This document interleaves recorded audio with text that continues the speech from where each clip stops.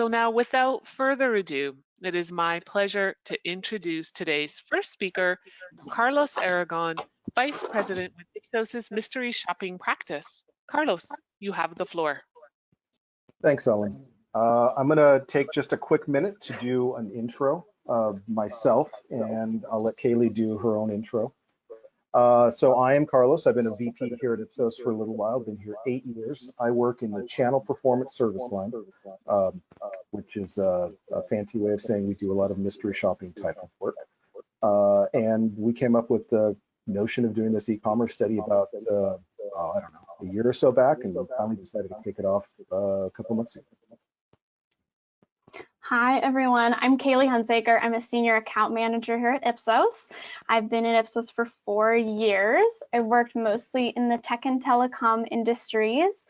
I run several global tracking programs, and I'm really excited to be in the channel performance service line now and running mystery shop programs. As Carlos mentioned, we came up with this idea several months ago, and I'm glad that now we're able to kick it off and share with you our insights today. Awesome. So there's 3 things we're going to cover today. We're going to start out with the opportunities and the challenges due to growth in e-commerce. And when it comes to that, there'll probably be some things you already know, but we'll see about informing you of some things that you don't know. Then the second thing, we'll share a solution to answering and addressing those challenges. And then finally, we'll share some preliminary findings from the solution on how to ensure that retailers are able to succeed with pickup and delivery services. What are the drivers, what are the table stakes, and what are the differentiators? Our hope ultimately being that you can learn some things that'll help you formulate a strategy and make plans into 2021.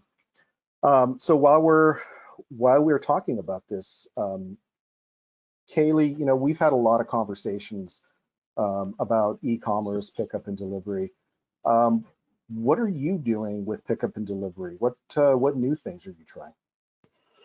Yes, yeah, the pandemic has definitely shifted my shopping habits. The one that's changed probably the most is where I buy my makeup and how I buy my makeup.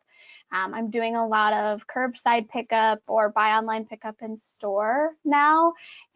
What I've really appreciated recently is I've been shopping more deals and promos at makeup stores, and I've liked that I've used those to try new products, because sometimes it's hard when I'm, just looking at an item online rather than what I used to do, browse in store. Now I'm using those promotions to try new things, and I've really liked that. How about you, Carlos? What are you doing differently? Yeah, I'm doing a little bit of pickup and delivery as well. The biggest learning I had was a couple of months ago, our computer broke, and we had to get a replacement, and I ended up going onto an electronics retailer's website, picking up the device, and then when I went to select the pickup, I actually realized that the store closest to me didn't have it, and so I could either drive to a store elsewhere, which was an option, and that's the one I ended up picking, or I could wait a couple of weeks for them to ship it to the store closest to me. My need being a little bit urgent, I ended up driving, I don't know, an hour out of my way to go pick up the thing the next day. But it was super convenient to be able to do that, as opposed to just having to wait a couple of weeks for it to either be shipped to me or to the store. Yeah, it sounds like a nice option. It definitely was. All right, so I want to start with addressing some of these opportunities and challenges that we are all dealing with and facing, my own anecdote included. I think we all know this, but just to put some numbers to it, e-commerce has seen some pretty explosive growth in 2020, largely due to COVID-19. Would have grown anyway, but still, it's forcing people out of brick and mortar. A few retailers in particular have had crazy levels of growth. Target and Best Buy in particular have seen triple-digit growth in their pickup and delivery offerings. Yeah, and grocery is actually up 600% year over year in June as well. So insane amount of growth Yeah, for using and that's e-commerce. in pickup and delivery, which is Yeah, crazy. yeah. Um, and I know, Kaylee, we're not the only ones changing our habits, trying new things, but it does lead to new challenges, right? Being how do retailers deliver on their brand promises when you're dealing with triple digit growth? And when you've got retailers who literally just stood up a pickup or delivery service, how are they delivering on it? That's got to be a challenge. Yep. So bottom line, Americans are changing their behaviors. They're trying new things. Oftentimes it's not voluntary. They're being forced into it. But kind of the key takeaway here I want to make sure everyone lands with is um, brands and retailers don't have a whole lot of time to go through growing pains. You've got a number of retailers who've been doing pickup and delivery for years. So if you're new to it, you've got to get it right quickly. And the other thing about this growth is it's going to stick around. Yes, people are sometimes being forced into these new methods, as you can see on the slide, and increased usage also during this time. But the real thing here on the slide is that they're expected to continue these new habits. Yes, this pandemic may be forcing them to do something different, but they're going to continue with these new shopping habits, and they're going to continue using these pickup and delivery services. And so e-commerce isn't going to shrink anytime soon. Yeah, what about you? Are you going to keep doing makeup purchasing online after the pandemic goes away? Maybe. I do love browsing in store for makeup, but I know for me, I will definitely be continuing to use apparel pickup, and some of my pickup habits that I've started using, like with household items and toiletries and stuff like that. That's very convenient, and I really like that. Got it. So quick segue. E-commerce is everywhere, right? 220 million Americans ages 14 plus will make an online purchase in 2020. That is almost 100%. For comparison, that number was 92% in 2018. So online buying, e-commerce is absolutely everywhere. And I think that last line is key, right? Pickup purchases, pickup services will be a new experience for many of these online shoppers. So Kaylee, what do you suppose are the challenges that retailers are facing in 2020, other than the obvious ones that I've already mentioned? Yeah, well, obviously, we've already talked about the explosive growth. And the one we're hearing the most from consumers as they're trying these new pickup and delivery services, they're finding some of them lacking. And that could be several things that are lacking, but they're finding them to be a little lackluster. One thing for me in particular, I tried a home delivery service from a grocery retailer, and I really felt it lacked communication, and I didn't like some of the products that were substituted for me, and so it's forced me to not really try it again. So I know there's definitely some things that can be improved on, and some growth here for sure. How about you? Yeah, I mean, to your point, maybe it's because some of the retailers didn't have this prior to COVID-19, so they're learning on the Right, fly. right. Um, and it's a tough time to be learning. On the flip side, I did a grocery delivery yesterday, and they actually did a great job. But I've been doing this for 5 or 6 years at this point with that particular retailer, so I kind of know what to order, what not to order, what not to count on. And I think for a lot of people who are doing this for the first time, um, that's a steep learning curve. And Mm-hmm. I personally don't blame that on the retailer. I know what they're able to deliver on and what they can't. But if you're new to it, your expectations are a little different. So Yeah, it seems like there's a lot at play here. So, how do you think that we address these challenges, or we can help retailers address these challenges? yeah, I mean the obvious is you start by understanding the scope, and you identify what consumers expect. But then the key thing, and this is where the solution we're going to talk about here in a minute comes in, is that you actually have to measure retailer performance, and benchmark yourself. If you are a retailer, you have to benchmark yourself. How are you doing? How are you doing relative to your competitors? And then what are those best-in-class retailers doing? What are the key differentiators that they're delivering on that makes them best in class? Ultimately, Carlos, you're talking about building trust and loyalty with consumers at a time when things are really changing and consumers are changing their habits. So making sure you deliver and they have a positive experience with you, regardless of whatever method they decide to Absolutely. interact with you on. Yeah. Yep, absolutely. All right, so promised I would tell you about this, and we'll go through this really quickly before we dive into the actual data. But the 2020 e-commerce experience report is the solution we've come up with. And I'm going to just take a minute, walk you through it.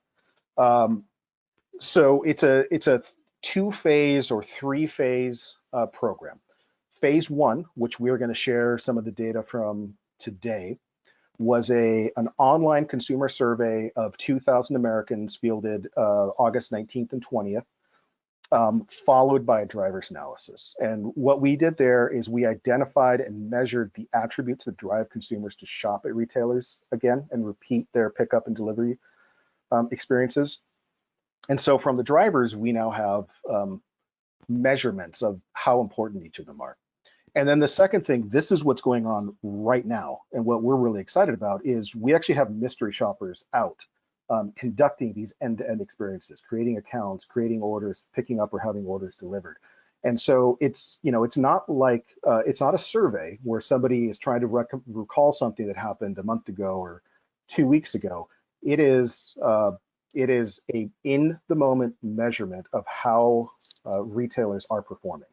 And we will have that data for, I don't know, 4,000 or 5,000 mystery shoppers ready to go in October. Here are the brands that we're measuring right now in the mystery shopping portion. And we'll be reporting out on how they performed, what the best in class retailers did, and where there are opportunities and ways to differentiate. And we're also going to really look at the drivers that we identified in the consumer survey, measure those in the mystery shop, and really you can see where you can stand out and perform and what really drives importance for consumers in these new e-commerce methods. Awesome. So preliminary findings. This is from the consumer survey. So this was the survey that was fielded 3 weeks ago. Some of the data here might surprise you. Some of it is just going to confirm things you already know. But we'll start here and then we'll dive into the drivers themselves. So to start off, past 90 days, just about everybody in the country is either doing home delivery or pickup of either curbside or in-store. That's 170 million Americans who are ordering online and having things delivered, and 50 million picking things up. In aggregate, if you combine the in-store and the curbside pickup, depending on which retailers do which, you have about 80 million Americans picking something up in the past 90 days. And I don't think it's a huge surprise that big box stores are dominant here. But grocery, fast food, and home improvement are pretty common as well. Then when it comes to delivery, Amazon and other online retailers are dominating this market as well. It's so convenient to buy from Amazon, but you still have big box with really strong and growing delivery service. You have fast food, which is interesting. The Uber Eats and DoorDashes of the world, department stores, so apparel. And then grocery stores are still doing an awful lot of home delivery. And I think that was an interesting confirmation for me of what I'd seen of what the growth was, what the growth industries were, and then which were at the top. The other thing we learned is that almost half of pickup and delivery shoppers made unplanned purchases, which was surprising to me, actually. I wouldn't have thought that when people are kind of online and more meticulously able to build their orders. Yeah, I mean, yes and no, right? We both have the Amazon app on our phones. Mm. And when you go on there, Amazon makes it really easy to buy things online, and they make recommendations. Hey, people who buy this have also bought this other thing. And sometimes it leads to things you didn't really plan to buy that get added into your order. That's true. I also really like that save for later option. Mhm. Yeah, And that's a good one. that pops up every time I build a cart. And that's a really, really great way to remind me of things I've already looked at or things I might want to buy next time.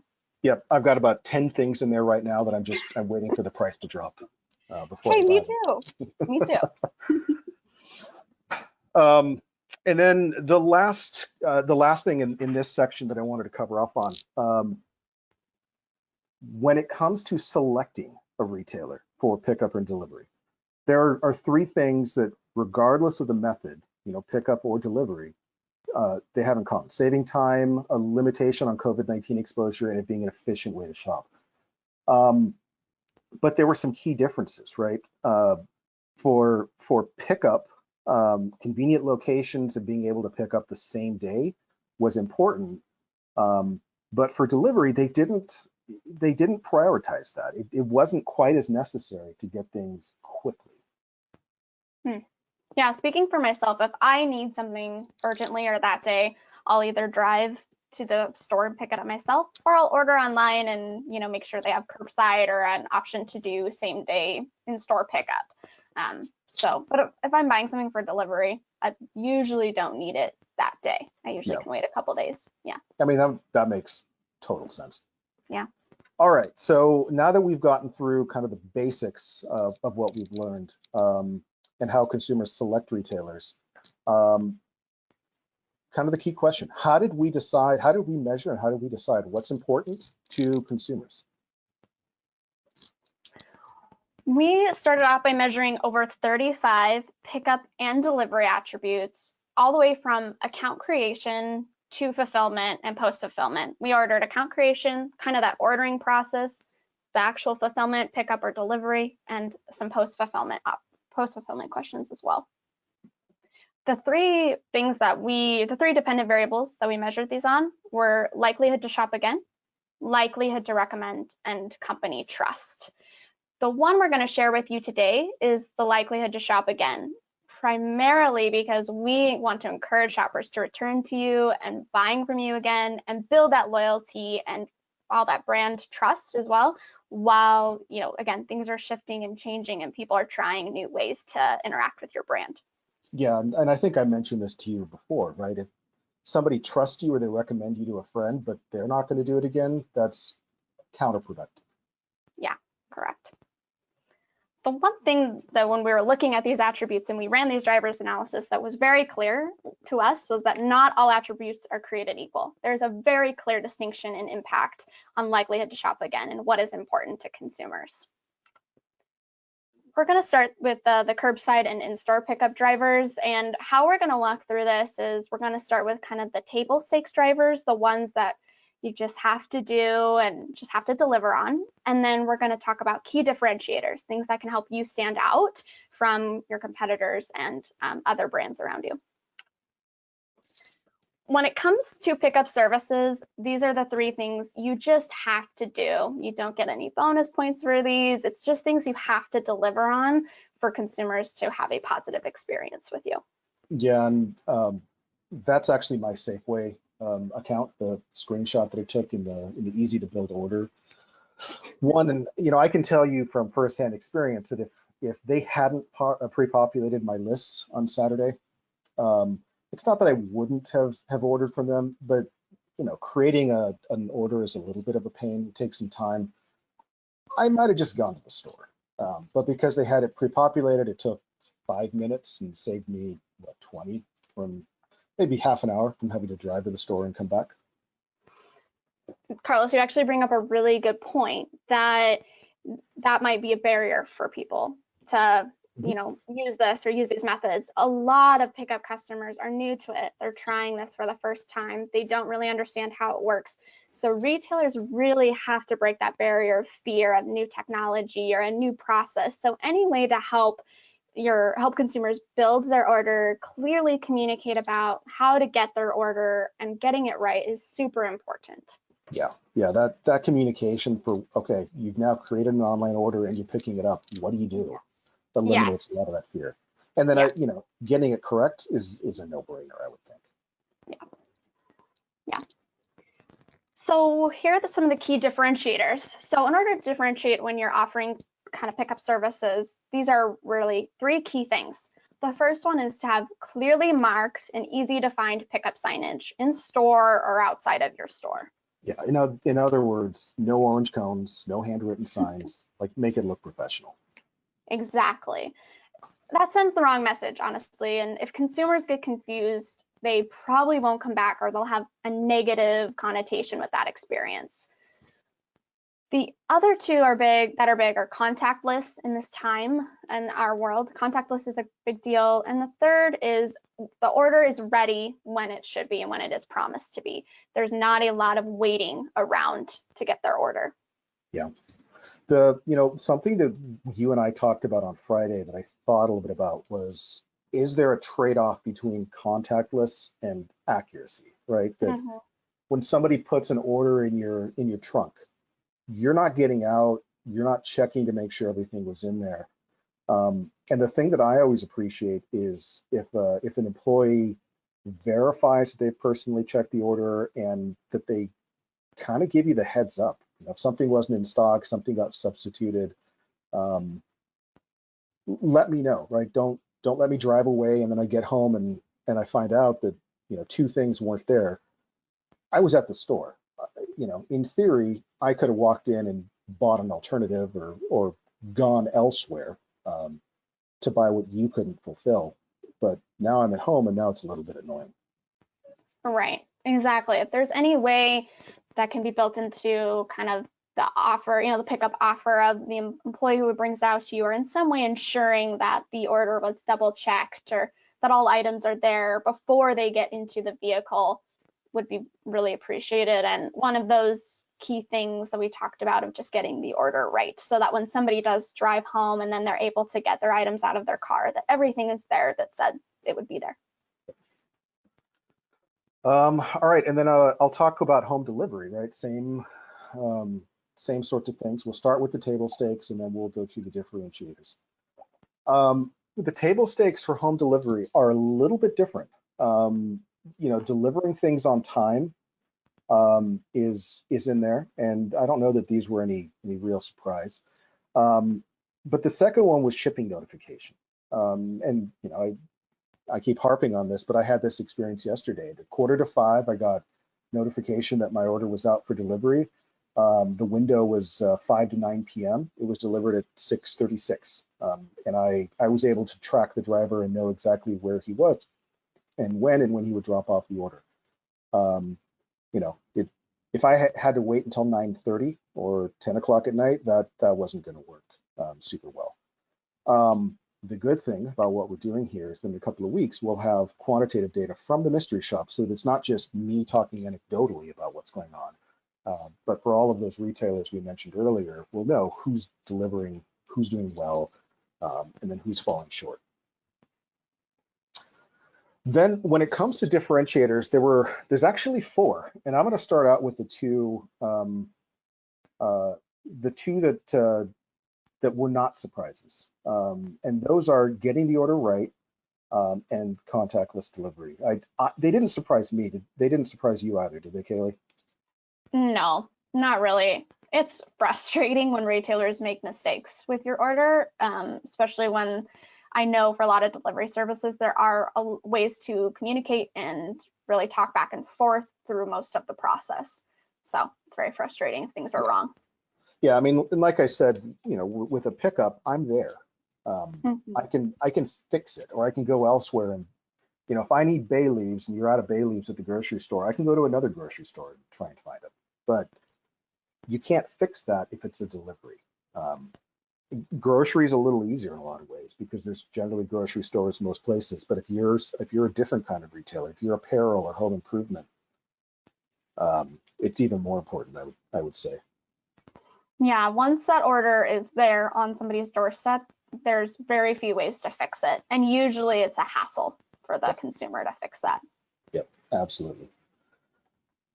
So then the two that did surprise me a little bit, maybe they shouldn't have, but they did. I expected delivery notification to be a table stake, just because everybody I order from does this, but apparently not everybody does. So it was enough of a differentiator that we were able to put it into this category. Interesting too. Clearly marked delivery vehicles are an issue. I know I'm working from home. We're all working from home probably in this time, but I worked from home before the pandemic, and my office literally sits where I look outside at my driveway, and if I see a FedEx or an Amazon truck driving down my driveway, I don't think twice. I know who they are. They're dropping something off I ordered. Great. I usually know what it is. But when I see an unmarked van or a personal vehicle, yeah, that makes me a little nervous. I'm then glad I have two big dogs that bark at the door if somebody comes to the door. Yeah, we've been on calls before when that's happened. Yeah. You've actually said to me, "Oh, somebody's driving down my driveway. I don't know who they are." And Yep.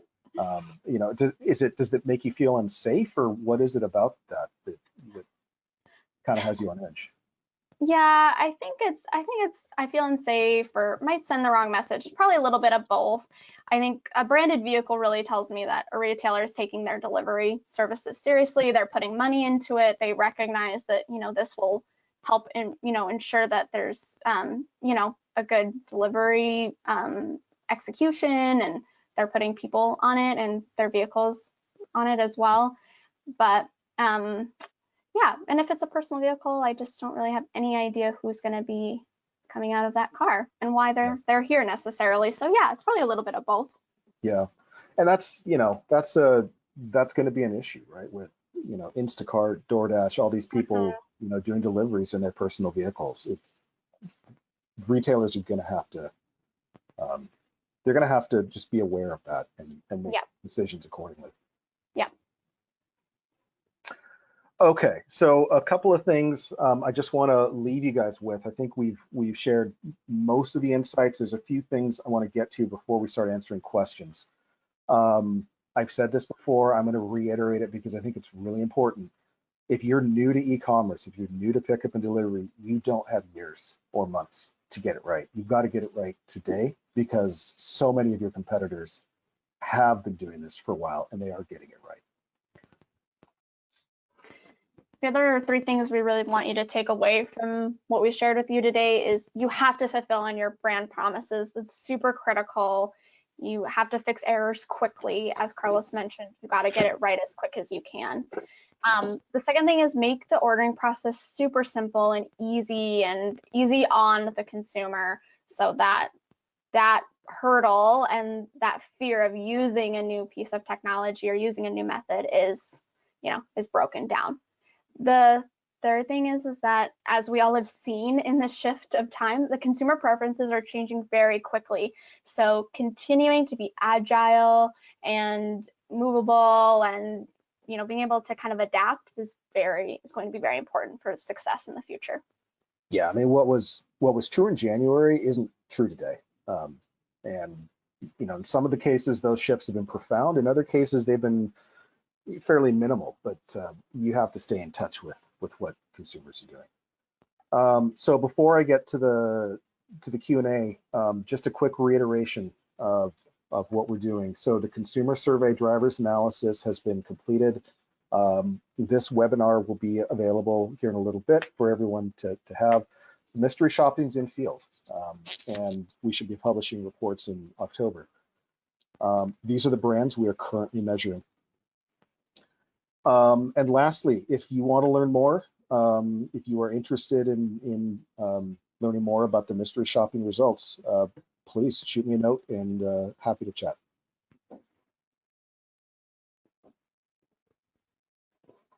Okay, let me see if there are any questions.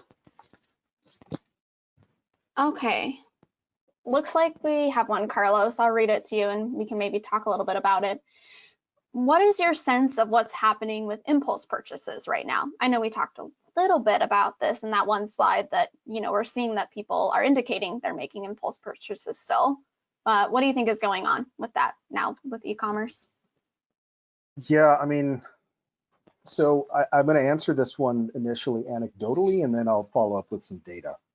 I think shoppers are trying really hard to behave. They're trying to stick to budgets. They're trying, not to splurge and and things like that. So, talking about impulse purchases at, say, grocery, it was a lot easier to justify buying a candy bar or a soda as sort of a treat when you're there. But if you're creating a list at home, it's a little bit tougher to justify that. That being said, Amazon does this, and I've always kind of wondered if the opportunity to increase impulse purchases, impulse buying, how would shoppers respond to that?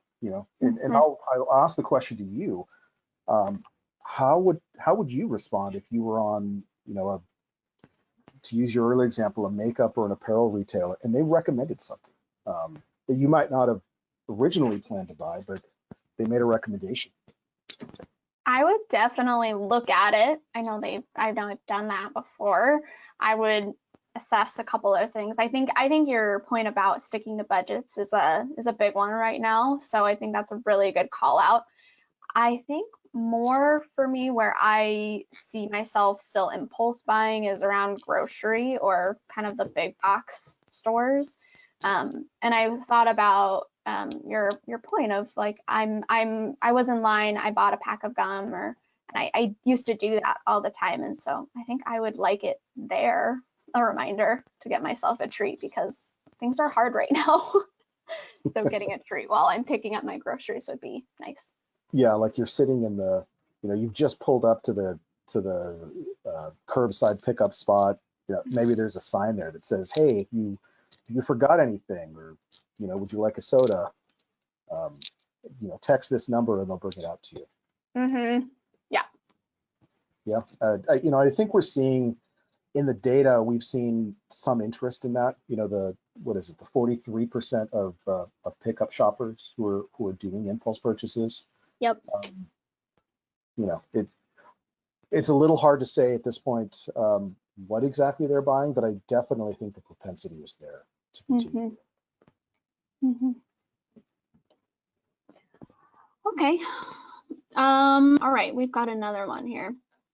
How will pickup and delivery services be impacted by holiday shopping? That's a good question because I'm sure that's on a lot of people's minds as we head into fall and the holiday season. Yeah, I would tend to agree.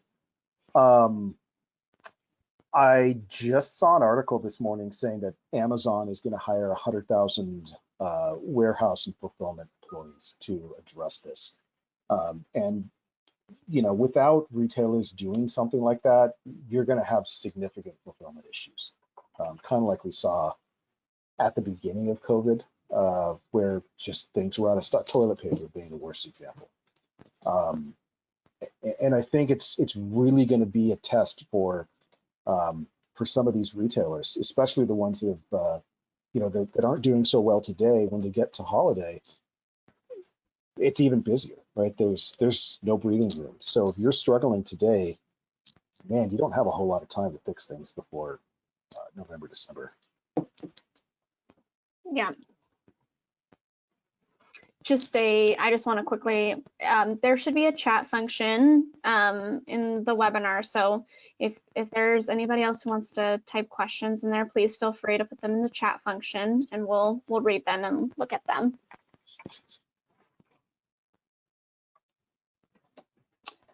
We have another question here. Did you see any key differences in pickup expectations by demographic? Yeah, and I think we laughed about this one a little bit. Not so much expectations, but in terms of behavior, you saw baby boomers being much less likely to do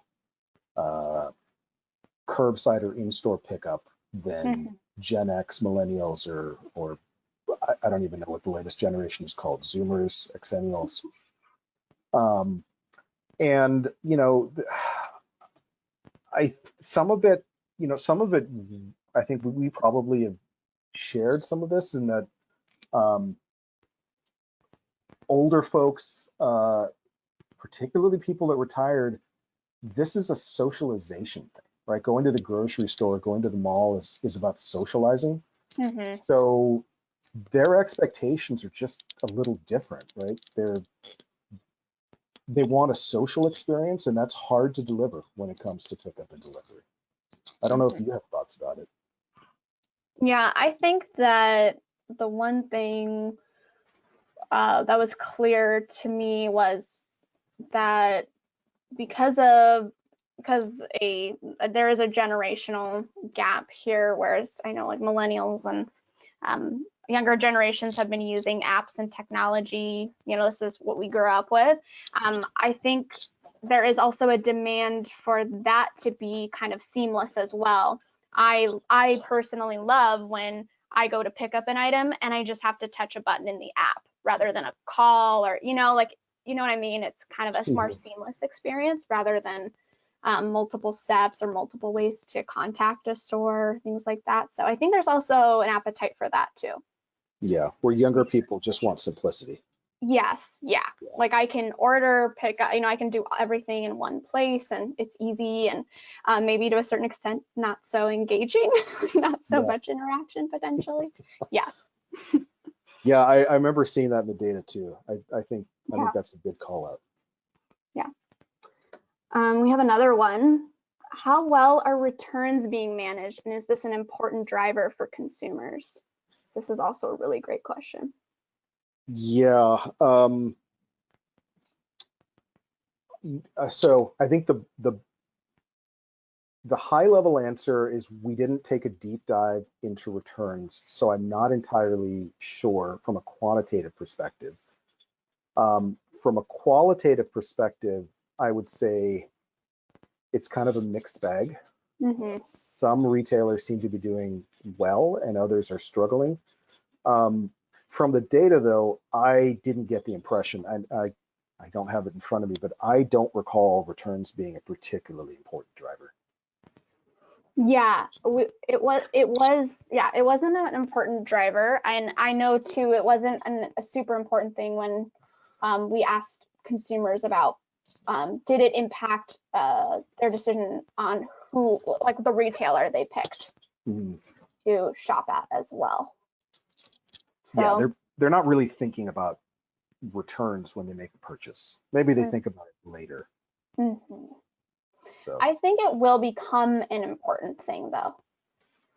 I think that is something we'll want to consider, and we'll definitely want to look at, because as people continue to form these habits and these shopping behaviors, that is the next kind of logical piece is, okay, how do we make the return a seamless experience? And I think a lot of retailers have mastered it in store, and had a lot of conversations around their return policies and things like that. But this will be interesting as we continue with these methods, and particularly for the foreseeable future as we continue with as much contactless methods as possible. Yeah, that actually, you bring up another point.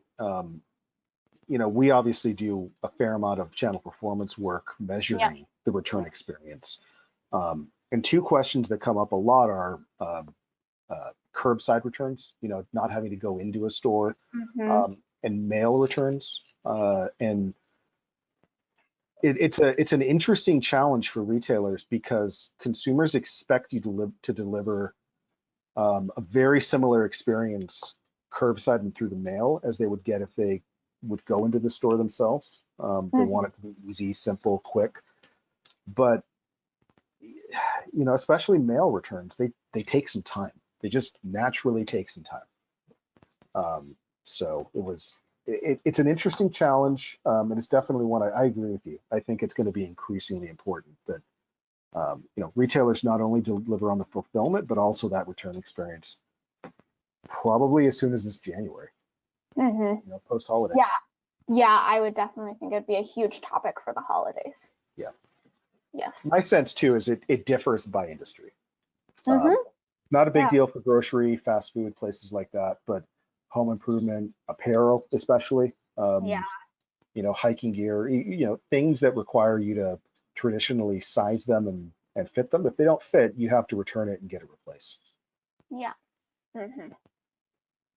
Yeah. Okay. We have time for couple more questions, and we got one more, and I think this is a super interesting question, since we talked about this as being kind of a key differentiator for delivery. What is the role of Instacart, Shipt, that DoorDash, those types of delivery services in the delivery method? What do we think of that role of those are? So I have a couple of thoughts, and then I'd love to hear yours. Yeah. You know, I think we saw with that branded vehicle data point that it would be better if every retailer out there had branded vehicles. However, that's a significant investment. And consequently, I think two things. I think, first of all, Instacart, Shipt, etc., they occupy a niche that a lot of retailers themselves, they just don't want to make the investment, or can't, or don't feel like it's important for them to make the investment to have their own branded delivery. And I think that's a valid point. The flip side of that, though, is if Shipt, Instacart, DoorDash, etc., struggle with fulfillment, it impacts the retailer. You know, they are your representatives, even if they're a third party. And so I think that's the risk of having a partner rather than an employee doing that. So yeah, I don't know if you have thoughts on it, but that's my reaction. Yeah, I think the idea that even I'm going to take I'm thinking of specifically an example for fast food that I used DoorDash for. Even though I knew it was a DoorDash delivery person, if I'd had a negative experience, I would have attributed that to the brand. So I think the thing that as a consumer I appreciate about the third-party services that I have used is I've liked the amount of communication. So I think that if you are going to use a third-party service, it's important to make sure that they're really very clearly communicating with your consumers of, okay, I'm on my way, okay, I'm almost there, I dropped off your delivery, it's on your porch, I took a picture, I don't know, in some way make it very clear so that, you know, again, I'm not the person who's looking at my driveway with an unmarked vehicle coming down my driveway and kind of freaking out because I don't know it's coming. Yeah. You know, I don't know who that person is. The one thing I've liked, I was thinking about this, was when Uber implemented the here's your driver's license plate and make a model of car. I think I would like to see that potentially on third-party service apps, like delivery apps like this, where not necessarily the license plate, but I would like to know, hey, I'm driving a Ford Escape, it's blue. Just so if I see a blue Ford Escape come down my driveway, I know that it's the delivery service. Yeah, I think that's a really good point. And you know, we obviously, well, I don't know that it's obvious. We didn't cover it in this particular wave of the research. Yeah. We made a decision to focus on first party fulfillment at delivery, and then pickup and curbside. And sort of the qualifier there is a lot of that fulfillment is done by third parties, but it's invisible to a consumer. What I think we're going to look at in future waves of this study is that visible third-party fulfillment. So when it is an Instacart driver who is driving up to your door, and you know, and everybody knows it's an Instacart driver. It's not an Albertsons driver or a Fred Meyer driver or a Kroger driver. It's Instacart, because that's going to be a little bit of a different experience. Yeah, that's a good point. Okay, well, that's it for questions that I see for now, unless, again, if you have another question you'd like us to talk to or chat about, feel free to type it in. But that's all the questions we've gotten. Oh, just kidding. We got one. Okay, will this deck be shared with us after the webinar? Yes, it will. Carlos, are we sending this out in an email? I'm gonna defer to Ellen on that one. Oh, Ellen. Yes. We will be sending an email with a direct link to today's recorded presentation, probably before the end of tomorrow, if not sooner. Great. Okay, well, that looks like that's all the questions we have. Ellen, over to you. Well, I just want to thank Kaylee and Carlos for today's presentation and discussion, really, about what they're seeing as some do's and don'ts and what our research is pointing towards. Thank you, everyone, for joining us today. And if we didn't get to your question or you have another one for us, please send us an email. We would love to have the opportunity to be speaking with you directly. That now concludes today's webinar. Have a wonderful day.